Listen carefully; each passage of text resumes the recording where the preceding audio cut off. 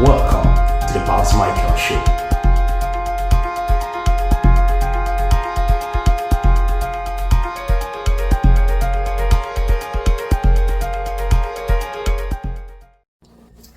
Alright, now welcome back to the Babs Micheal Show. I want to say thank you for always listening to our conversations, our inspirational, motivational conversations, and other things to come, interviews to come later on, and some event-wise analysis to come. So thank you so much for being consistent so far. Okay, so today I'll jump into this episode. After seeing some consistent things over the years, the way people react on social media, the way people do things, and I come to the conclusion that something is lacking comparing to when we were growing up. And what I tag that is values. I see complaints here. So people will post something, and we say, these ones don't have families, they don't have parents. People will say, thank God I have any reason to disgrace my family. So a lot of things, but people do this confidently because values are no longer identity. Values are lacking. So I'm going to be spending a few moments to talk about values. I'll be giving some reference to myself growing up. People are talking and saying, do they not have families? Do they not? Even in those days of growing up, there are some things you will not do by yourself. You think that this is not right. For those that even think that they don't have family, their parents give them free hand. It is not as worst as now. Now is worst, as in people do things as they want. So I'm not here to be judgmental. I'm just evaluating things so that we can still talk to our younger generations. We can save a lot of souls, save them all. Like one of my protege run organization called Save Them All, and she's been doing an amazing job going to high school, primary school, where you can begin to put in those values. Sometimes it is difficult to correct an adult. It takes special grace. So this message is for all facets. It's not just about adults. One way or the other, you to find a way to save this generation, the next generation. In reference to my generation, we growing up, there are certain things we never do. Even those that I said, they mentioned that where is their parent or somebody that is not with the father, that I think is because they're not staying with their parent. That's why they use the word spoiled. They are spoiled those years. They are not even as worse as those that are even with their family. That have a family, they have a generation of those. Even some of them, their families on social media, but they are not as worse as them. What juxtaposes that is values. So what I want to say about values is that we need to start building the culture of values, telling people to identify values, what they live for.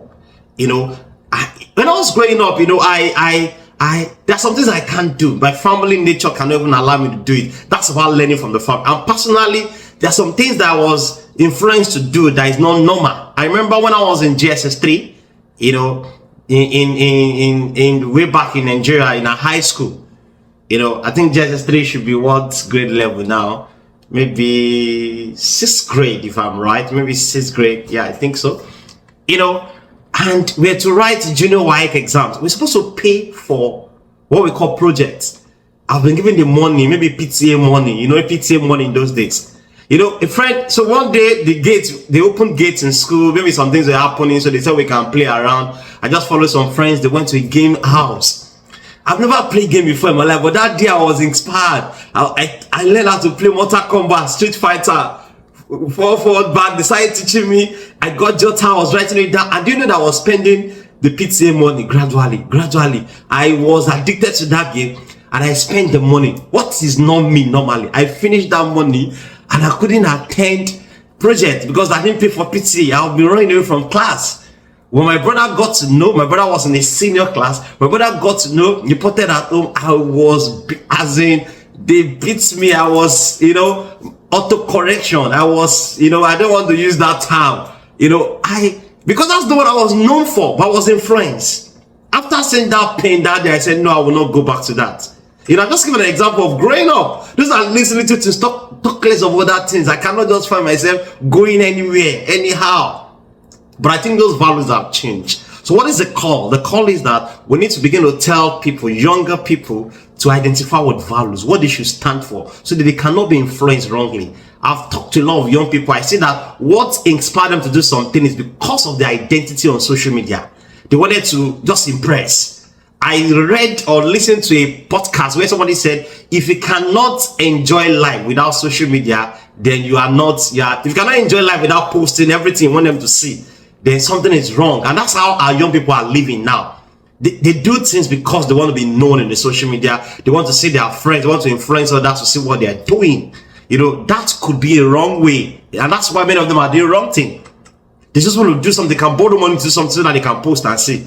They can go somewhere where they don't belong so that they can post and see. So the social media world have killed value. So the point now is, let's remind this generation and the next what values stand for. Let me tell you, for example, growing up, I developed 5 personal values that I live with by now till now. When I was able to differentiate how I want to live, even from the family virtues, I identify with 5 values. What are my values? Number 1 is impact. So everything I do is not making impact. You will not see me there. So I live a life of impact. I want people to look at my life, look at what I do, and be impacted. Number 2 is inspiration. I want to inspire my generation. Any post I post, social post, must be inspiring. Even with my job as an MC, that could create some comic, funny things, must be inspiring. That's why they call me the global inspirational MC. So I look at inspiration as a value. I want my life to be inspiring to people. So question is your life inspiring? Are you making a life of impact? I'm not using my life to guide you, but you must identify your values. Number 3 is industrious. I want to be hardworking. So I work hard so that I don't need to struggle. I don't need to do the wrong thing to impress others. So I want to be industrious. I live with a life of industrious. I want to live an industrious life. So I want to be hardworking. So I've mentioned impact, I've mentioned inspiration, I've mentioned industrious, I mentioned innovation. I always want to look at ideas. What can I bring up?